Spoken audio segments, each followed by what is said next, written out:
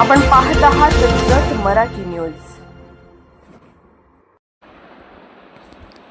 जत तालुक्यात अतिवृष्टीचा कहर, शेतकऱ्यांची उभी पिके उद्ध्वस्त। मुचंडी, रावळ, गुंडवाडी, उंटवाडी व पाष्टापूर गावामध्ये मोठे नुकसान। आमदार गोपीचंद पडळकर यांची तात्काळ पाहणी व मदतीचे आश्वासन।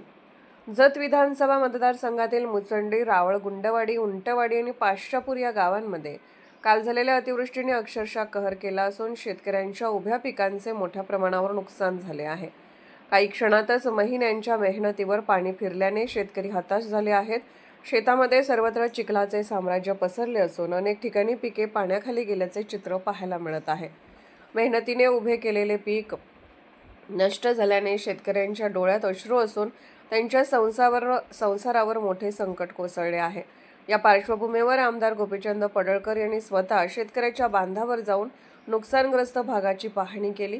शेतकऱ्यांशी संवाद साधत त्यांनी त्यांच्या अडचणी जाणून घेतल्या। उद्ध्वस्त शेती, पाण्यात बुडालेली पिके आणि हताश शेतकरी पाहून परिस्थिती अत्यंत गंभीर असल्याचे स्पष्ट झाले। दरम्यान आमदार पडळकर यांनी तात्काळ राज्याचे कृषी मंत्री दत्तामामा भरणे यांच्याशी दूरध्वनीद्वारे संपर्क साधून संपूर्ण परिस्थितीची माहिती दिली।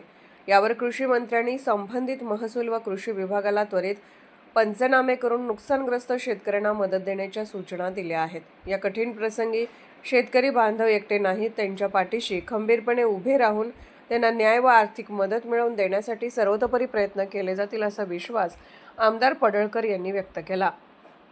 शेतकरी वाचला तर देश वाचेल या भावनेतून समाजातील सर्व घटकांनी एकत्र येऊन या संकटात शेतकऱ्यांना आधार देण्याची गरज व्यक्त केली आहे। जत मराठी न्यूज चॅनलला लाईक करा, शेअर करा आणि सबस्क्राईब करा।